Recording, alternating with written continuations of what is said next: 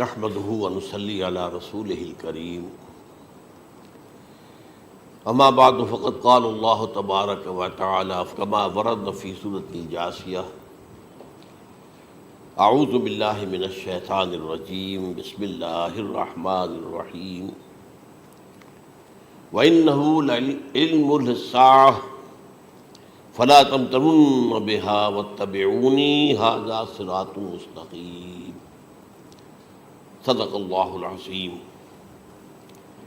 رب اشرح لی صدری ویسر لی امری واحلل عقدۃ من لسانی یفقہوا قولی اللہم ربنا الہمنا رشدنا واعذنا من شرور انفسنا اللہم ارنا الحق حقا وارزقنا اتباعہ وارنا الباطل باطلا وارزقنا اجتنابہ آمین یا رب العالمین۔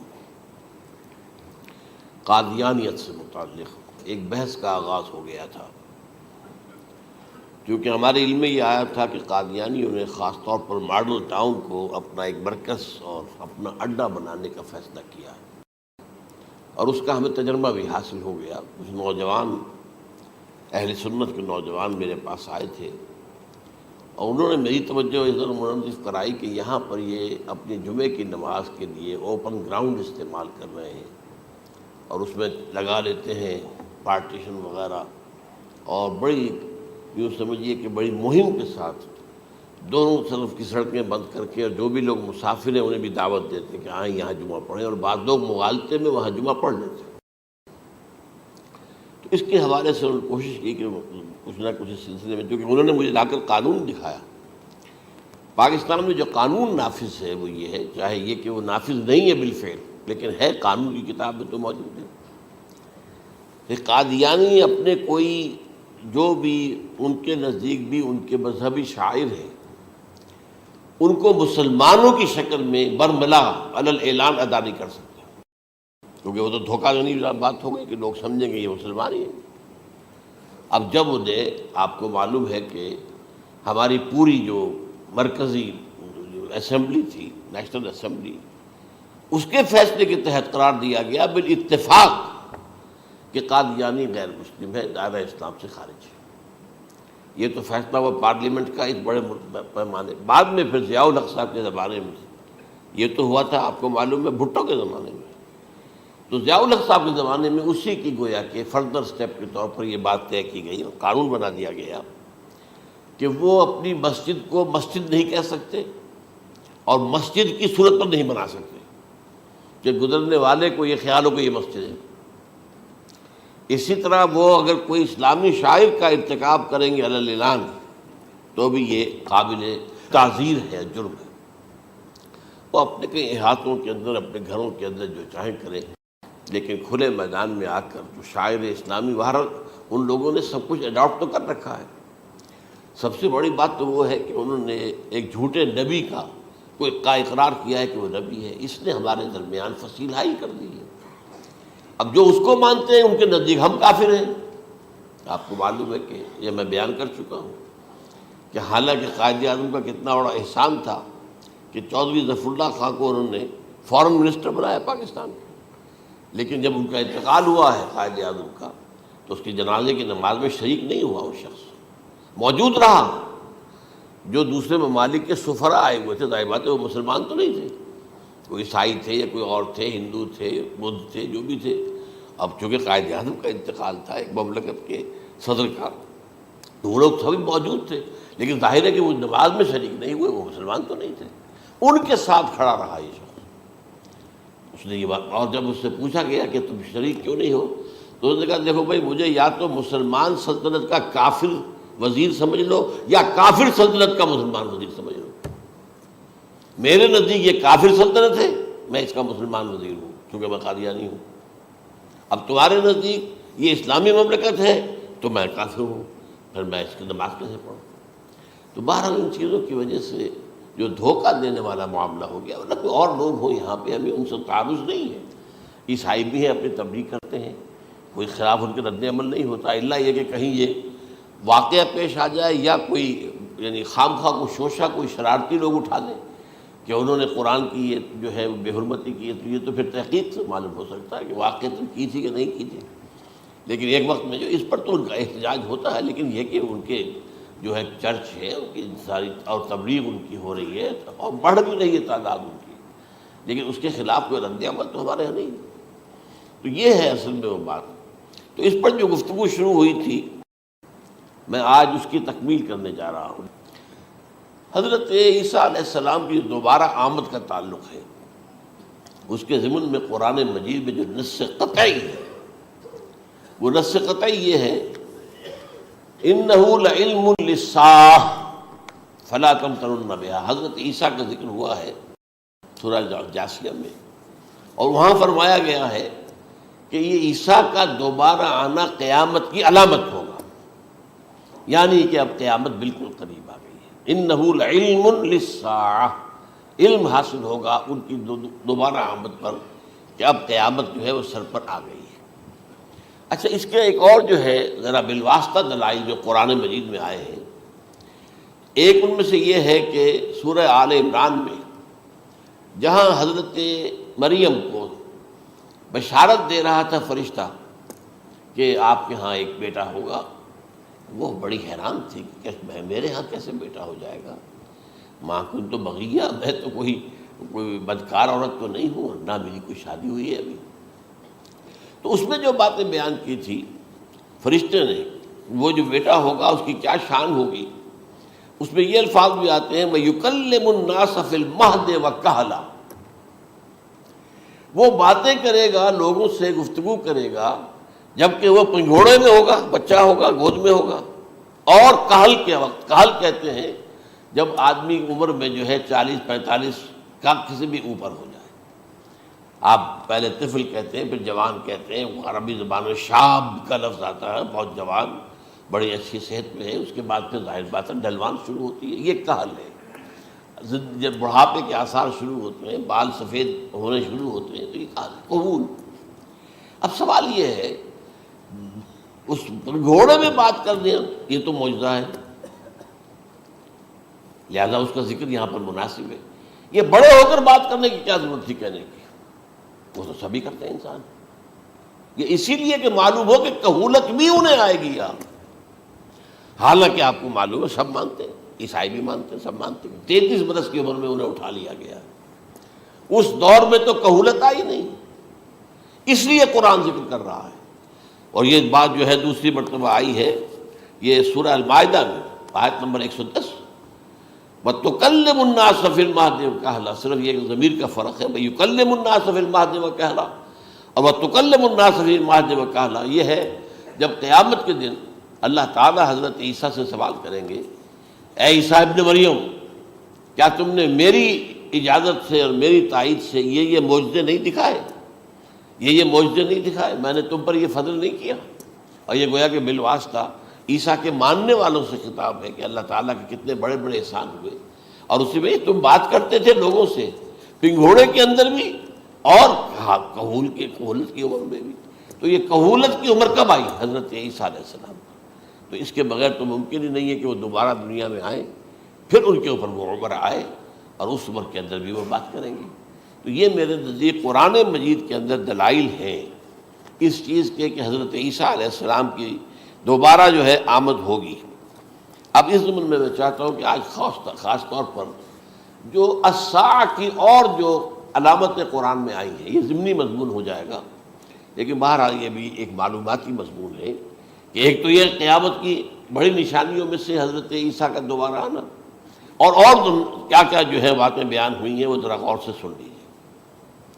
پہلی بات میں نے ہلکا سا حوالہ دیا تھا، ہم تو ایک لفظ قیامت بولتے ہیں، وہ قیامت جو ہے اتنا ہمارے نزدیک جامع لفظ ہے کہ جس میں وہ بھی جو زلزلۃ الساعہ آئے گا وہ بھی ہے، پھر جو نفخ روح نفخ ساق ہوگا وہ بھی ہے، لیکن قرآن مجید سے معلوم ہوتا ہے کہ یہ الساعہ ہے، وہ گھڑی جس دن کے یہاں قیامت برپا ہوگی، زلزلہ آئے گا، شدید ترین حالات آئیں گے، فوری طور پر تمام انسان مر نہیں جائیں گے۔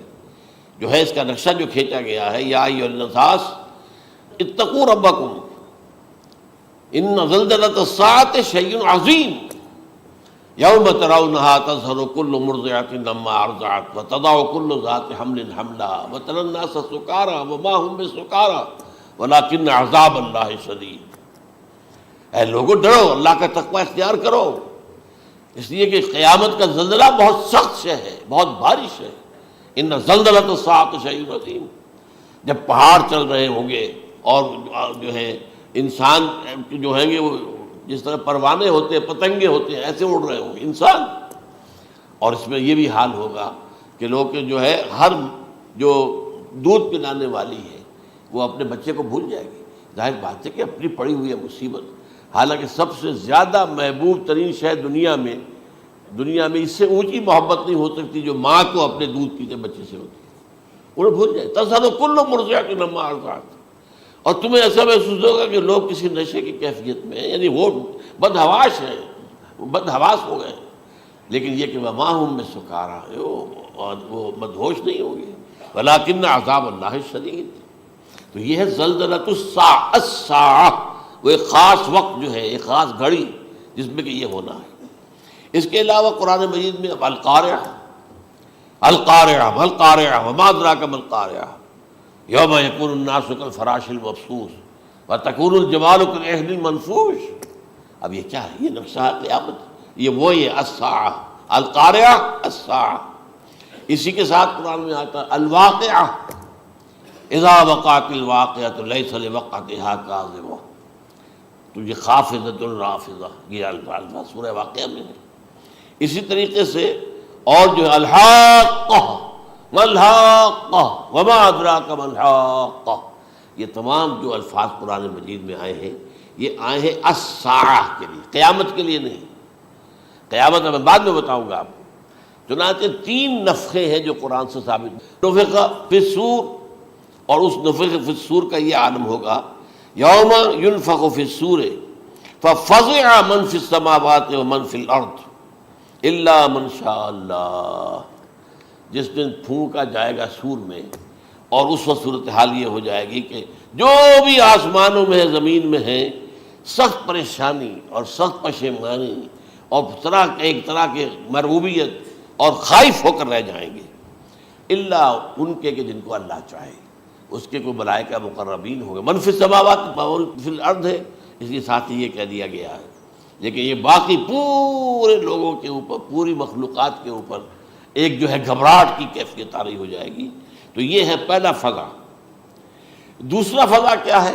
فضا صعق، صعق کہتے ہیں آدمی کا بے ہوش ہو جانا۔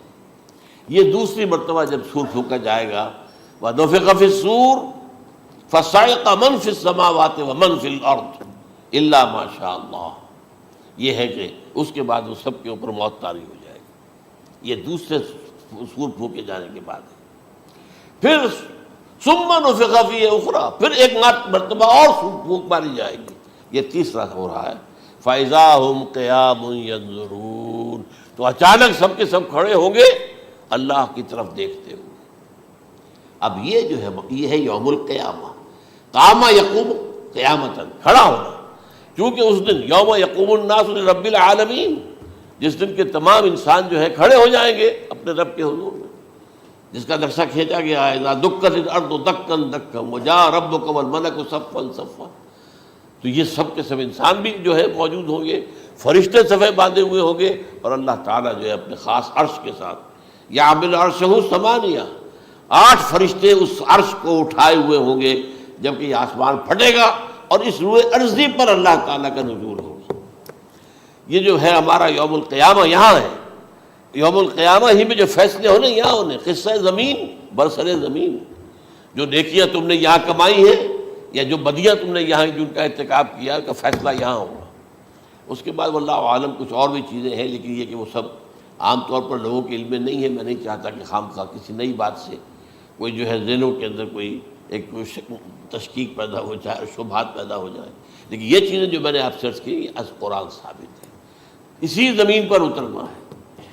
وجاء ربک والملک صفا صفا، یہ سب کے سب آئیں گے، اور ملائکہ، اور اس کے علاوہ جو ہے دوسرے مقامات پر اس کا نقشہ کھینچا گیا ہے۔ سورۃ الحاقہ کے اندر ہے، اللہ کا عرش جو ہے 8 فرشتے اٹھائے ہوئے نیچے اتریں گے۔ تو یہ تمام چیزیں قرآن مجید میں مذکور ہیں، اور یوم القیامہ یہی ہوگا، لیکن وہ ہے یوم القیامہ. ہم قیامت کہتے ہیں اس کو جس کو قرآن کہتا ہے الساعہ، الزلزلہ، الحاقہ، القارعہ، الواقعہ. یہ ہے در حقیقت جو پہلا معاملہ ہے کہ اس کے اندر جو ہے فضا ہو جائے. اب دیکھیے جو علامات قیامت احادیث میں آئی ہیں وہ میں آج آپ کو سنا رہا ہوں. ان کو دو حصوں میں تقسیم کیا جاتا ہے، علامات صغریٰ، علامات کبریٰ. چھوٹی نشانیاں جو درجہ بدرجہ درجہ بدرجہ درجہ بدرجہ حاضر سامنے آئیں گے. ایک ہے بالکل قیامت سے متصل قبل بڑے جو خرق عادت واقعات ہوں گے وہ آئیں گے. اچھا، پہلی چیز کے سلسلے میں حضرت انس رضی اللہ تعالیٰ عنہ سے یہ مروی ہے اور یہ حدیث متفق علیہ ہے. پہلی علامت حضور نے بیان کی قیامت کی علامات میں سے. اب میں لفظ قیامت اسی معنی میں بول رہا ہوں جس میں کہ ہم عام طور پر بولتے ہیں. آپ نے فرمایا علم اٹھا لیا جائے گا، جہالت کا دور دورہ ہوگا. اب یہ کون سا علم اٹھایا جائے گا؟ سائنس کا علم نہیں، دین کا علم.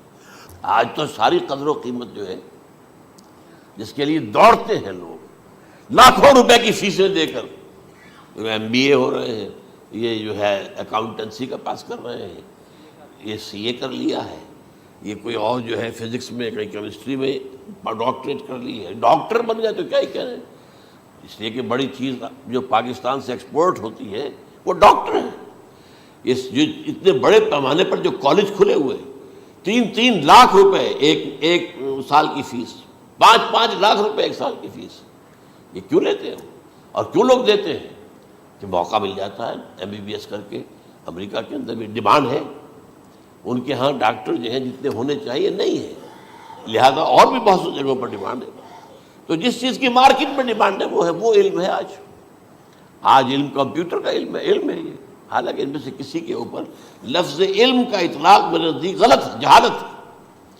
علم وہ ہے جو ذہن کو جلا دے، جو سوچ کو جلا دے، روشنی پیدا کرے، دماغی روشنی، وسعت دے، انسان کے فکر کو وسعت دے، اس کے ذہنی جو ہے جو افق ہے اس کو وسیع کرے. علم تو وہ ہے جو حقیقت کے کیا علم بھی اسے عطا فرمائے. قرآن ہے، حدیث ہے، باقی اور چیزیں جو اس سلسلے میں آ سکتی ہیں وہ ہے کہ جو قرآن اور حدیث کی سمجھنے میں مومن ہوں اور زیادہ جو ہے اس کے تک فہم کو آسان کر دیں. لیکن یہ کہ فرمایا علم اٹھا لیا جائے گا، جہالت کو فروغ ہوگا. ظاہر بات ہے ایک ہی بات ہوئی ہے. دوسرے نمبر پہ یہ کہ جہالت کو فروغ ہوگا. نمبر 3 زنا کثرت سے ہوگا. نمبر 4 شراب نوشی عام ہو جائے گی. نمبر 5 عورتوں کی تعداد بہت زیادہ ہو جائے گی، مردوں کی تعداد کم ہو جائے گی. یہاں تک کہ 50 عورتوں کا خیر خبر کرنے والا، کوئی نگرانی کرنے والا، وہ ایک مرد. اچھا، یہ تو ہے ایک حدیث جو میں نے آپ کو بیان کر دی، متفق علیہ. یہ بخاری اور مسلم دونوں میں ہے. دوسری حدیث بخاری کی ہے، اس کو حضرت ابو ہریرہ رضی اللہ تعالیٰ عنہ نے روایت فرمایا ہے. قیامت آئے گی جب امانت ضائع ہو جائے گی. آج ہمارے ہاں امانت کے ضائع ہونے کا جو نقشہ ہے شاید پوری دنیا میں کہیں اور نہیں. جس طرح کے غبن یہاں ہوتے ہیں، جس طرح کک بیکس جو ہے وہ لیے جاتے ہیں. اس غریب یعنی قوم غریب ہے لیکن یہاں وہ امیر بہت بڑے بڑے لوگ ہیں. وہ تو دنیا بھر کے ٹاپ کے امیروں کے اندر اس کا شمار ہو جائے گا. لیکن یہ کہ یہ سب امیر کیسے بنے؟ غبن بلین آف ڈالرز کا. اب تو اس سے کم کی تو بات ہی نہیں ہوتی. فلاں نے اتنے بلین جو ہے پیسے اپنا جو ہے قرضہ معاف کرا لیا. بھائی کس نے کیا، کون کرتا ہے معاف؟ یہ کسی کے باپ کی جاگیر ہے؟ یہ پیسہ بینک کے اندر حکومت کا ہے کہ حکومت کو اختیار ہو کے وہ رائٹ آف کر دے ان کے جو ہے ان کی جائیدادیں کرو ضبط. لیکن ہوتا کیا ہے، بینک آفیسر بے ایمان ہے.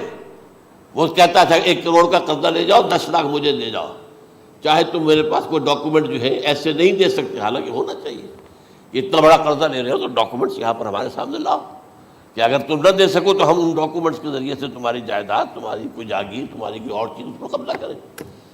جب وہ وقت آتا ہے دیکھتے ہو تو یہ ڈاکومنٹس ہی فیک ہیں. اللہ خرچ کیا کرے گا کوئی؟ بینک کا باپ بھی واپس نہیں لے سکتا. اور یہ سب کس کی بے ایمانی ہے؟ وہ جو بیٹھا ہوا بینک مینیجر، سارا سودا اس کے مابین ہوتا ہے کہ 1 کروڑ ہے نا، 10 لاکھ مجھے جو 90 تم لے جاؤ. باقی یہ کہ ٹھیک ہے میں تمہارے جو ڈاکومنٹس تم پیش کر رہے اس میں کوئی اعتراض نہیں کرتا، بس جاؤ. اور نمبر 2، حکومت نااہلوں کے سپرد ہو جائے گی. یہ ہے امام بخاری کی روایت کردہ روایت جو حضرت ابو ہریرہ سے. مسلم شریف میں ابو ہریرہ رضی اللہ تعالیٰ عنہ سے ایک اور روایت ہے، مال عام ہو جائے گا یہاں تک کہ زکوٰۃ قبول کرنے والا کوئی نہ ہوگا. یہ بات وہ ہے جو آج سعودی عرب اور یو اے ای کے اندر آپ کثرت سے دیکھ سکتے ہیں. دولت جو ہے وہ ریل پیل. ابھی تھوڑا سا آیا ہے معاملہ خاص طور پر دبئی میں، کیونکہ وہاں بہت زیادہ کنسٹرکشن ہو رہی تھی، تو پوری دنیا میں آپ کو معلوم ہے کہ جو ریئل اسٹیٹ کہلاتا ہے اس کا حال بہت پتلا ہے، لیکن وہاں کے دولت ریل پیل ہے ہر جگہ پر. اور سب سے اہم متفق علیہ روایت، متفق علیہ کیا، وہ تو حضرت عمر سے بھی مروی ہے، ابن عمر سے بھی مروی ہے، ابن عباس سے بھی مروی ہے، ابو ہریرہ سے بھی مروی ہے، عبداللہ ابن مسعود سے بھی مروی ہے رضی اللہ تعالیٰ عنہ اجمعین. اور یہ وہ حدیث ہے جسے کہا جاتا حدیث جبرائیل، جسے ام السنہ بھی کہا گیا. اس میں جو آخری سوال کیا حضرت جبرائیل نے حضور سے، چوتھا، پہلا یہ تھا کہ اسلام کیا ہے مجھے بتائیے، ایمان کیا ہے اس کی حقیقت کیا ہے یہ مجھے بتائیے، تیسرا احسان کیا ہے یہ بتائیے، چوتھا یہ کہ قیامت کے بارے میں بتائیے کب ہوگی. حضور نے فرمایا کہ اس کے بارے میں جس سے سوال کیا جا رہا ہے وہ اس سے زیادہ نہیں جانتا جو کہ سوال کر رہا ہے. اب اس کے کئی مفہوم ہو سکتے ہیں کہ بہرحال یا تو حضرت، چونکہ بعد میں معلوم ہوا کہ حضور نے پہچانا نہیں کہ یہ جبرائیل ہے، بلکہ جب سوال جواب ہو کر وہ چلا گیا شخص تو اچانک حضور کے ساتھ ذرا ردو ہو ہی لیا، ذرا بلانا اس کو دوبارہ لانا. اب جو دیکھا کہ وجود ہی نہیں اس کا، آسمان نے اس کو اچک لیا، زمین نے نگل لیا، کیا ہوا ہے؟ پھر آپ نے یہ جبرائیل تھے جو تمہیں تمہارا دین سکھانے آئے تھے جبکہ تم سوال نہیں کر رہے ہو. یہ بڑے بیسک کوسچن تھے، اس لیے کہ دنیا کے ہمارا نظام اسلام پر ہے، ایمان پر نہیں ہے. اس لیے کہ ایمان کو ویریفائی کر ہی نہیں سکتے. کیسے پتا ہوگا اس میں ایمان ہے یا نہیں ہے؟ کوئی آلہ نہیں ہے، کوئی الیکٹروکارڈیوگرام ابھی تک ایسا نہیں ہے، کوئی جو ہے اور جو طریقے چل رہے ہیں وہ تو ان کے ذریعے سے یہ تو نہیں معلوم ہو سکتا ایمان ہے کہ نہیں. لہذا یہاں کا سارا نظام اسلام پر ہے، شہادت اللہ الہ الا اللہ وان محمد رسول اللہ. پھر ایک نظام بنا دیا، وہ اقام الصلاۃ و ایتاء الزکوٰۃ و صوم رمضان و حج البیت. اس میں بھی یہ ہے کہ اگر کوئی نماز کو نہیں مانتا تو کافر ہوگا، لیکن نماز پڑھتا نہیں ہے تو کافر نہیں ہے، فاسق ہے، فاجر ہے، گناہ گار ہے، کمزور مسلمان ہے.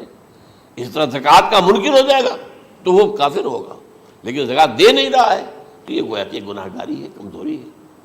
تو اس حوالے سے نوٹ کر دیجئے کہ یہاں کا دنیا کا سارا اسلامی نظام اور سارا کانسٹیٹیوشنل اور لیگل سسٹم جو ہے اسلام کا وہ اقرار باللسان پر ہے. ایمان ہے وہ کہ جس کی بنیاد پر وہاں فیصلے ہوں گے. یہاں کوئی شخص مسلمانوں کا بڑا لیڈر ہے، بڑا علامہ ہے، بڑی اس کی قدر و منزلت ہے، اس کے ہاتھ چومے جا رہے ہیں، پاؤں چومے جا رہے ہیں، ہو سکتا ہے وہاں کہا جائے دفع ہو جاؤ، تمہارے دل میں ایمان نہیں تھا، تم نے یہ سب کچھ کیا تھا اس لیے کہ کہا جائے کہ بڑے عالم ہو، اور یہ کہا جا چکا فقط قیلا. اب یہاں کچھ نہیں ہے تمہارے پاس. پھر فرشتوں کو حکم ہوگا کہ اس کو گھسیٹتے ہوئے جہنم میں ڈال دیں. 3 باتیں بیان کی آپ نے. یہی حشر اس کا ہوگا مالدار کا. اللہ پوچھے گا میں نے تمہیں بہت مال دیا، تم نے کیا کیا؟ وہ کچھ گنوانا شروع کرے گا، اللہ فرمائے گا جھوٹ بول رہا، قذبت تھا، تم نے یہ خیرات و صدقات اس لیے کیے تھے کہ تمہاری سخاوت کے ڈنکے بج جائے، تعریفیں کی جائے. وہ کی جا چکی ہے، دنیا میں ڈنکا بج گیا. یہاں کچھ نہیں، وہ نیت دل میں کچھ اور تھی تمہارے. میں لیس البر ان تولوا وجوہکم والا قرآن مجید کا سبق ہمارا منتخب نصاب کا نمبر 2 بڑی تفصیل سے بیان کیا. یہی معاملہ ہوگا اس عالم کا. اللہ فرمائے گا میں نے تمہیں علم دیا، تم نہیں. وہ کہے گا میں نے علم پھیلایا لوگوں میں ہدایت کی. جھوٹ بول رہے ہیں، تم نے تو صرف اس لیے کیا تھا، تمہاری نیت یہ تھی کہ بڑا عالم شخص ہے، بڑا فاضل شخص ہے. تو یہ سب کہا جا چکا. تو وہاں کا معاملہ جو ہے وہ اسلام پر نہیں ہے. یا آپ دکھائیں گے دیکھیے میرا آئیڈینٹی کارڈ، اس پہ اسلام میرا مذہب لکھا ہوا ہے، یا یہ میرا پاسپورٹ ہے. آئیڈینٹیفیکیشن کے لیے دنیا میں عام طور پر یہ چیزیں ہوتی ہیں. کوئی تعلق نہیں. آخرت کا معاملہ کسی اور شے پر ہے. وہ تو ایمان دل میں ہے، اور تمہارے تمام جو حرکات ہیں، اعمال ہیں، ان سب کے اندر جب تک کہ اصل جو قوت متحرکہ ہے وہ اللہ کی محبت نہ بن جائے، اخلاص للہ، بحب اللہ للہ، اور یہ کہ یہ تمام چیزیں جیسا کہ فرمایا، ایک حدیث بڑی پیاری ہے، ایمان کی تکمیل کی علامت کیا ہے؟ فرمایا من احب للہ وابغض للہ ومنع للہ واعطى للہ فقد استکمل الایمان، جس شخص کے نے محبت جس سے بھی کی اللہ کے لیے کی، اپنے مفادات کے لیے نہیں، رشتہ داری کی بنیاد پر نہیں، محبت اوپر ہو جائے، رشتہ دار کا حق ہے دو، بیوی کے حقوق ہیں دو، لیکن محبت یہ اللہ کے لیے ہو کہ فلاں شخص سے مجھے محبت اللہ کے لیے، اور اگر نفرت رکھی تو اللہ کی وجہ سے رکھی، اس لیے رکھی کہ وہ اللہ کے دین سے دور ہے، وہ اللہ کے راستے پر نہیں آ رہا ہے، وہ فسق و فجور کی جو ہے زندگی کو آ رہا ہے۔ اس میں بھی یہ ہے کہ یہ نہیں ہے تعلق قطع کر لو، تعلق قطع کرو گے تو تبلیغ اور اصلاح کا موقع کہاں رہے گا، لیکن دلی محبت نہیں ہوگی اس سے۔ تو اگر محبت ہے تو اللہ کے لیے، اور نفرت ہے تو اللہ کے لیے، اور کسی کو کچھ دیا ہے تو اس لیے کہ اللہ کا حکم ہے کہ دوں، اور کسی سے کچھ روکا ہے تو اس لیے کہ اللہ کا حکم ہے کہ روکوں، اس کو نہیں دینا ہے۔ فقد استکمل الایمان، تو اس شخص نے ایمان کی تکمیل کر لی۔ یہ ہے اصل جو ڈیسائیڈنگ فیکٹر ہے، وہ یہ ہے۔ اور اس ایمان کی پہلی علامت کیا ہے؟ کیسے معلوم ہو میرے اندر ایمان ہے؟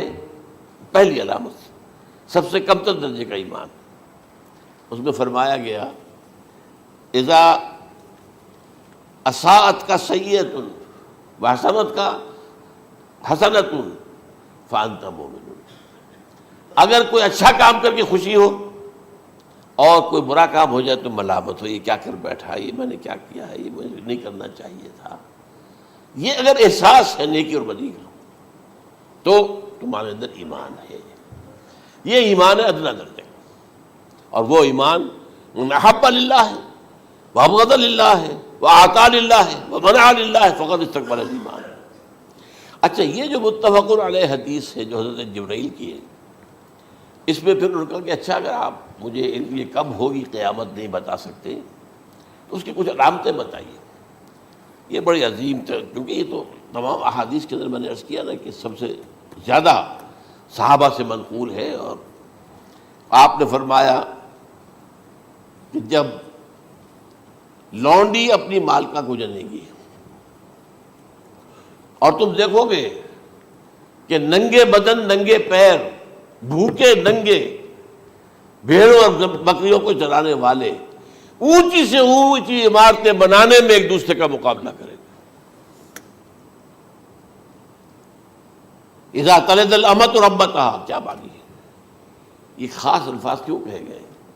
اولاد والدین کے سامنے دب کر رہتی تھی، کبھی سینہ تان کر بات نہیں کرتے تھے، ٹھیک ہے کوئی بات آپ مان نہیں سکتے، ابا جان یہ بات تو میں نہیں کر سکتا، یا فرض کیجئے کہ وہ آپ کو کسی نیکی سے روک رہے ہیں، کہ دینی کام سے روک رہے ہیں، ابا جان یہ تو میں نہیں کروں گا، یہ تو دین کا فرض ہے، یہ کہیں آپ اور ڈٹ کر کہیں اور جمیں اس پر، لیکن یہ کہ کوئی سرکشی کا انداز نہ ہو، ایسا نہ ہو کہ اپنے جناب سینے کو تان کر کے کھڑے ہو جائے، میں نہیں کروں گا، یہ نہیں، یہ غلط ہو جائے۔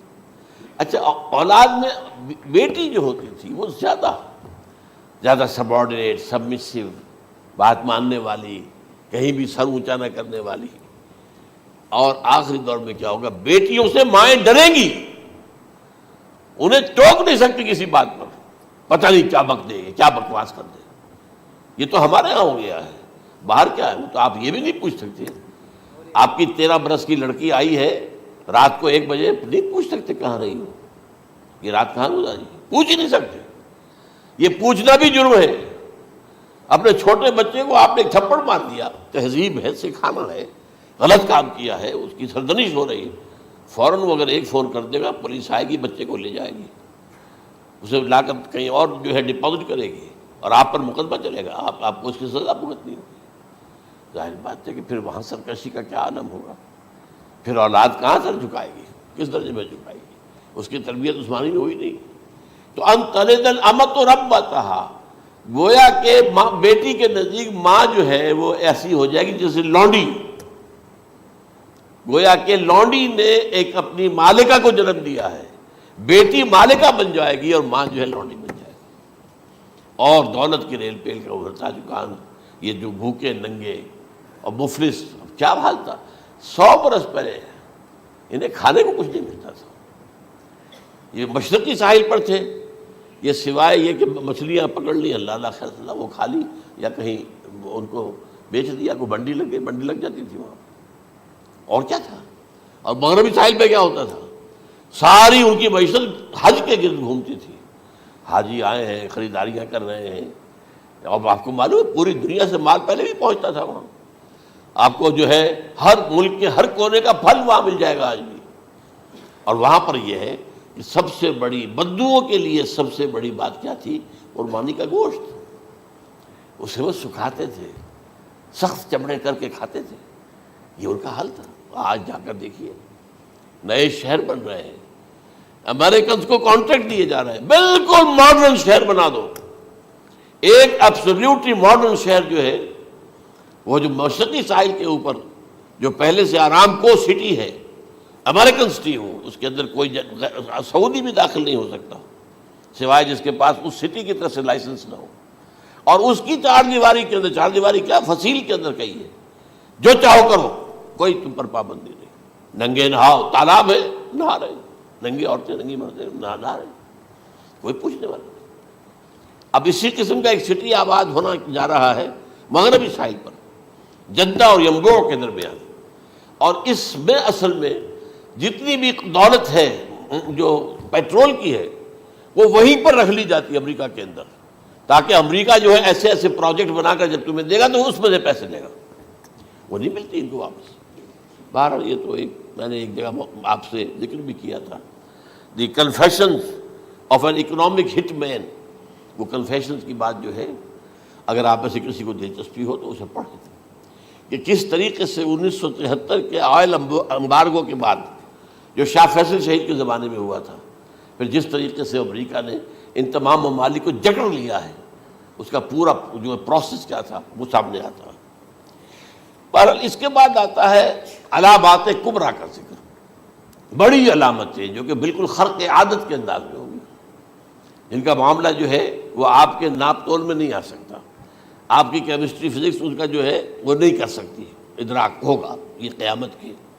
ان میں نمبر 1 کیا ہے؟ ایک بہت بڑا دھواں آئے گا، پوری دنیا کو لپیٹے گا۔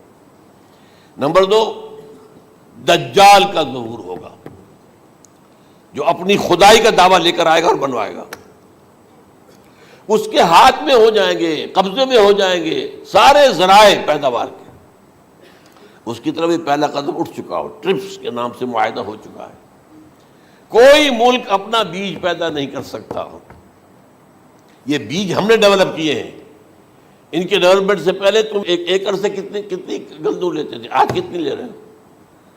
کس بنا پر؟ جینیٹکس کا جو کام ہم نے کیا ہے اس کی بنا پر ہو رہا، ہاں تو ہمارا حق ہے، اس کی رائلٹی ہمارے پاس آنی چاہیے، لہذا صرف ان اداروں سے ملٹی نیشنل سے خریدا جائے گا بیج، اور بیج بھی وہ دیں گے وہ کہ جس سے جو فصل اگے گی وہ بیج نہیں لا سکتی، وہ بیج کا کام نہیں کر سکتی۔ جیسے آپ کو معلوم ہے کہ آپ کے ہاں جو گوشت کھایا جاتا ہے مرغے کا، تو مرغا وہ جو ہے اس میں مرغا ہو یا مرغی ہو، اس کے اندر کوئی وہ کیفیت ہی نہیں ہے، ان کے انڈے جو ہے ان سے آپ بچے حاصل نہیں کر سکتے، ہے تو انڈا، دیکھنے کو تو انڈا ہے، لیکن وہ بنڈا جو ہے اس سے بچہ تو نہیں حاصل کر سکتے۔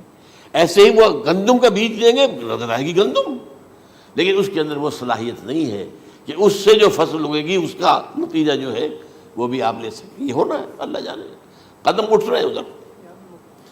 پھر یہ ہے کہ دابۃ الارض، زمین سے ایک حیوان نمودار ہوگا، زمین شق ہوگی۔ ابھی میں کہہ رہا ہوں خرق عادت ہے، یہ چیزیں وہ نہیں ہیں جو ہماری کسی حساب کتاب میں جو باتیں پہلے آئی ہیں وہ تو حساب کتاب میں آ رہی ہیں، ساری سمجھ میں آ رہی ہیں، ساری چیزیں مشاہدہ ان کا ہو رہا ہے، لیکن یہ ہے کہ دابۃ الارض، یہ کہتے ہیں کہ کوہ صفا، اس میں تو نہیں ہے حدیث میں، کوہ صفا پھٹے گا اور اس میں سے ایک حیوان دابہ وہ ظاہر ہوگا، تو اسی لیے فرمایا ہے وَإِذَا وَقَعَ الْقَوْلُ عَلَيْهِمْ أَخْرَجْنَا لَهُمْ دَابَّةً مِّنَ الْأَرْضِ تُكَلِّمُهُمْ، تو ہم اندر سے پیٹ کے چیر کر زمین کے پیٹ کو ایک حیوان کو برآمد کریں گے جو انسانوں سے بات کرے گا، گفتگو کرے گا۔ نمبر 4، طلوع الشمس من المغرب، یہ بھی خرق عادت، سورج تو طلوع ہوتا ہے مشرق سے، غروب ہوتا ہے مغرب میں، لیکن اس وقت معاملہ الٹا ہو جائے، یعنی جو کائنات کے اندر جو گڑبڑ ہوگی کچھ سمجھ میں بات آتی ہے کہ یہ معاملہ جو ہے یہ تو اس پورے سولر سسٹم کو اگر بدل دیتے ہیں تو مشرق مغرب ہو جانا، مغرب مشرق ہو جانا، یہ بالکل سمجھ میں آنے والی بات ہے۔ اس کے بعد ہے عیسیٰ ابن مریم کا نزول، جس کے بارے میں آج میں نے گفتگو کی ہے تفصیل سے۔ یہ نزول ہونا ہے، یہ علامات قیامت میں سے حضور نے بیان فرمایا ہے، اور قرآن مجید کی جو اصطلاحات ہیں اس کے حوالے سے میں نص قطعی جو ہے وہ میں آپ کے سامنے رکھ چکا ہوں۔ پھر یاجوج ماجوج کا ایک معاملہ ہے، یہ میں ابھی اس وقت زیادہ اس پر بات نہیں کر سکتا۔ حضرت عیسیٰ علیہ السلام کے نزول کے بعد 2 کام ہوں گے، یہودیوں کا قلع قمع ختم، تمام یہود، ایک کام تو یہ ہونا ہے، اور نمبر 2 عیسائیت کا ختم ہو جانا۔ عیسائیت کی نفی کر دیں گے، بھائی تم مجھے خدا کا بیٹا بنائے بیٹھے ہو، میں تم خدا کا بیٹا نہیں ہوں، میں تو اس کا بندہ ہوں، رسول ہوں، میں نے تم سے کب کہا تھا کہ مجھے خدا کا بیٹا بناؤ۔ نمبر 2 یہ کہ وہ خنزیر کو قتل کر دیں گے، یعنی یہ تم نے خنزیر کب سے کھانا شروع کر دیا؟ میں تو تم کو نکاح اجازت دے کر گیا تھا، یہ تو شریعت موسوی میں حرام تھا، اور میں کہہ کر گیا تھا کہ یہی شریعت تم پر لاگو رہے گی، ہاؤ کم تم نے کیسے یہ؟ آج بھی بہت سے رومن کیتھولکس جو ہے وہ سور نہیں کھاتے، وہ اس میں ہے ان کے اندر کچھ نہ کچھ بات جو ہے جو حضرت عیسیٰ کی تعلیمات کا کچھ اثر ان کے ہاں ہے۔ میں تو ایک مرتبہ، یہ 1971 کی بات ہے، 4-5 دن کے لیے برسلز میں رکا تھا، اس لیے کہ وہاں مجھے ایک صاحب نے خط لکھا تھا کہ وہاں ایک نوجوان ہے، ابھی اس ایمان لایا ہے، اور اس کے کچھ مسائل ہیں، ہم کوشش کر رہے ہیں ان کے مسائل حل کریں، آپ بھی جا رہے ہیں۔ میں انگلینڈ جا رہا تھا تو واپسی پر آپ ان کے یہاں چند دن ٹھہرے، میں حیران ہوا۔ ویسے اس نے مجھے اپنے گھر ٹھہرایا نہیں، اس لیے کہ ماں باپ تو اس کے کرسچن تھے، اور پولیس کا چیف آفیسر اس کا باپ تھا، چیف آف پولیس فورس۔ اس نے مجھ سے 1 دن کھانے پہ بلایا، میں ہوٹل میں ٹھہرایا مجھے، اس نے کہا آپ اطمینان سے یہاں کھانا کھائیں، اس گھر میں نہ آج تک کوئی شراب کی بوند آئی ہے اور نہ ہی کوئی بوٹی آئی ہے سور کی۔ Roman Catholics. اب اکلوتا بیٹا تھا یہ، عبدالعزیز اس نے بعد میں نام رکھا، وان کینٹر اس کا نام تھا جو کہ اوریجنل تھا، پھر اس نے نام رکھا عبدالعزیز وان کینٹر، پرانا نام بھی بحال رکھا۔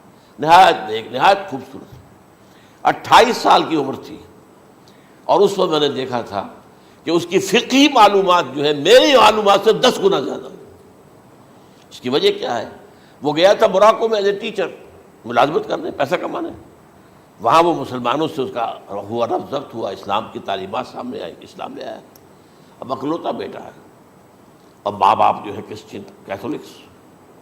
جب وہاں سے واپس آیا تو پھر کہتے ہیں کہ ہمارے درمیان ایک معاہدہ ہے، وی آر لیونگ ٹوگیدر، لیکن یہ معاہدہ ہے ہم مذہب پہ بات نہیں کریں گے، بس باقی جو بھی ہے وہ ساتھ رہ رہے ہیں۔ لیکن میں حیران ہوا، مجھے معلوم نہیں تھا۔ اچھا، اس کے بعد اس نے جب اسلام کا فیصلہ کیا تو اس کے سامنے سوال آیا کون سی فقہ اختیار کروں؟ تو اس نے بڑی جو ہے تھورو اسٹڈی کی ہے تمام فقہوں کی، کمپیریٹو اسٹڈی، ان کو کرنے کے بعد پھر فائنل فیصلہ اس کا یہ تھا کہ حنبلی فقہ میں اختیار کروں۔ 4 فقہوں میں سب سے لیٹسٹ حنبلی ہے، یعنی حنفی نمبر 1، پھر مالکی نمبر 2، پھر اس کے بعد شافعی نمبر 3، پھر یہ امام احمد ابن حنبل ہے۔ اور امام احمد ابن حنبل کے زمانے تک احادیث بہت بڑے پیمانے پر جمع ہو چکی تھی، جبکہ ابھی حضرت امام ابو حنیفہ کے زمانے میں کوئی اتنا زیادہ جو ہے حدیث کا بھی ذخیرہ نہیں بنا تھا۔ اسی پر تو لوگ حیران ہوتے ہیں کہ زیادہ حدیث امام ابو حنیفہ کے علم میں نہیں تھی، لیکن مجال ہے کہ ان کا کوئی فتویٰ جو ہے کتاب و حدیث کے، کتاب اور سنت کے خلاف ہو۔ اگرچہ انہوں نے صاف کہا کہ اگر تم پاؤ کوئی ایسی سچی حدیث، پختہ حدیث جو میری کسی رائے کے خلاف ہو تو میری رائے کو دیوار پر دے مارنا اور اس صحیح حدیث کی پیروی کرنا۔ لیکن ویسے اس کے بعد یہ کمال یہ ہے کہ بہت ہی کوئی شاذ معاملہ ہے کہ جس میں ان کا کوئی فتویٰ وہ کتاب و سنت کے منافی ہو یا سنت کے منافی ہو. کتاب پہ تو سوال پیدا نہیں ہوتا، کتاب تو ساری ان کے سامنے موجود تھی. اس کے بعد یہ ہے کہ یاجوج ماجوج، اصل میں بتا رہا تھا آپ کو کہ جب عیسائیت بھی ختم ہو گئی، یہود ویسے ختم ہو گئے، استیصال ہو گیا، جڑ کٹ گئی، اب عیسائیت گویا کہ اسلام میں ضم ہو گئی. عیسائیت مذہب ختم، یہودی خود ختم. اب یہ طاقت کتنی ہو جائے گی؟ تقریباً 2/3 دنیا آ گئی. تمام اب عیسائی 2 ارب کے قریب ہیں، 1 ارب 90 کروڑ ہوں گے، یا مسلمان بھی 1 کروڑ 50-60 لاکھ ہیں. دونوں کو جوڑ لیجیے کتنے ہو گئے؟ 6 ارب کل آبادی ہے. لیکن اس کے بعد آتا ہے یاجوج ماجوج کا خروج. یہ یاجوج ماجوج میرے نزدیک چائنا اور رشیا ہے.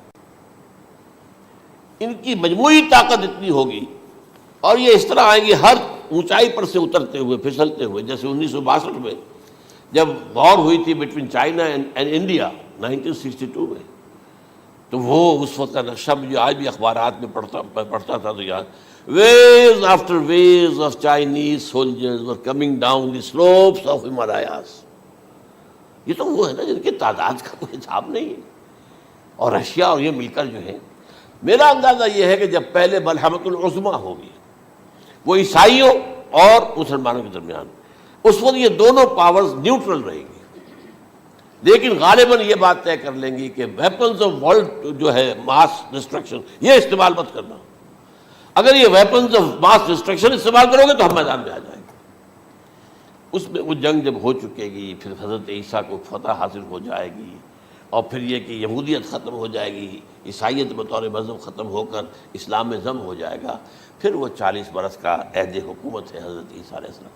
لیکن جب یہ فتح ہو جائے گی ان پر، اب یاجوج ماجوج آئیں گے، اور اتنی تعداد میں آئیں گے کہ بحیرہ طبریہ جو ہے اس کا سارا پانی پی جائیں گے. یہ تو اگر آپ کو کبھی اندازہ ہو، یا کوئی آپ جانیں ان لوگوں کو جو ان چینیوں سے واقف ہیں، وہ کہتے ہیں زمین پر ہلتی ہوئی کوئی چیزوں سے وہ چھوڑی چھوڑ کے کھا جائیں گے. جہاں وہ جاتے ہیں ایز اے لیبرر، وہاں کے جو سارے کتے ہیں ختم، ساری بلیاں ختم، ہر شے، وہ جو سانپ کھاتے ہیں، ہر چیز کھاتے ہیں. اور یہ تمام ایسٹرن کنٹریز کے اندر ہوتا ہے. بڑی ڈیلیشس ڈشز ہیں یہ سانپ وغیرہ وغیرہ. اور یہ جس طرح کھا جائے، پانی پیا، ایک قطرہ نہیں رہے گا اس پر. تو پھر جو ہے اللہ تعالیٰ اس وقت جو ہے اس میں ایک ایسی بیماری پیدا کرے گا، یہ سب مر جائے. یہ معجزے سے ہوگا. یعنی ان کے اوپر فتح جو ہے وہ عام لڑائی کے ذریعے سے نہیں ہوگی، بلکہ اس کے اوپر فتح جو ہوگی وہ اللہ تعالیٰ سے بوجھ، ایک بیماری پیدا ہوگی، سب مر جائے گا. اور اس کے بعد اللہ تعالیٰ ایسے پرندے بھیجے گا بڑی لمبی لمبی گردنوں والے، وہ ان سب کو کھا جائیں گے. جیسے ہمارے ہاں گدھ ہوتے ہیں، وہ ان کو صاف کر دیں گے. ورنہ تو یہ ہے کہ پوری دنیا کے اندر جو بدبو اور جو پیدا ہوتا معاملہ اس سے، تو اس نوع انسانی کی بقا ممکن نہیں تھی.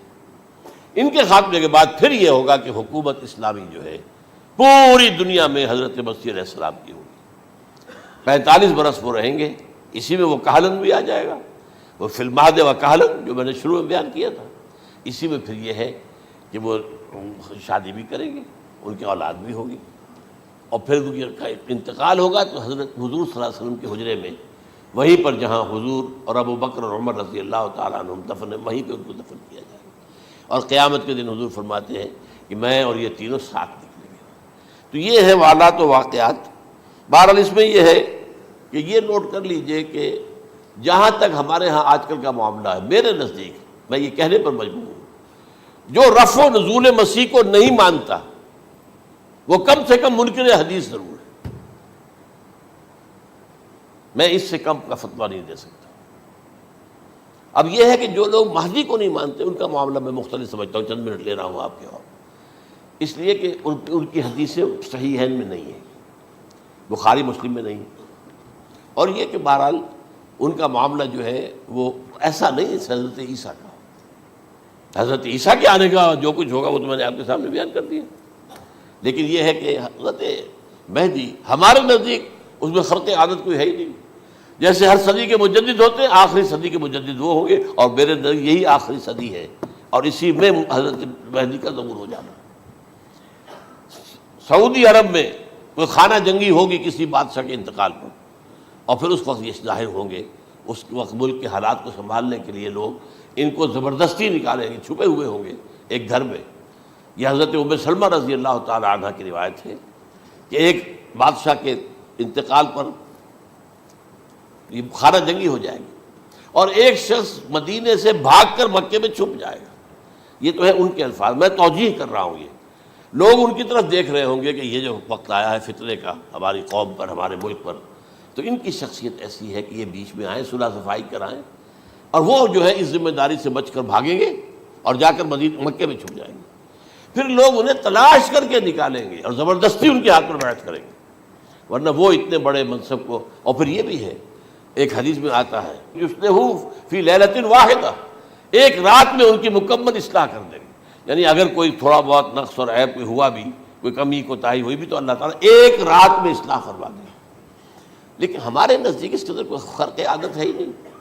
البتہ جو کہتے ہیں اہل تشیع، وہ خرق عادت ہے کہ ان کے 12ویں امام جو ہے وہ بچپن ہی کے اندر اس خوف سے کہ جو بنو عباس بادشاہ ہیں وہ ان کو قتل کر دیں گے، تو وہ ایک غار میں چھپا دیے گئے۔ اب وہ 1200 برس سے اس غار کے اندر چھپے ہوئے، اور اس کے بعد وہ ظاہر ہوگی، وہ امام مہدی ہوں گے۔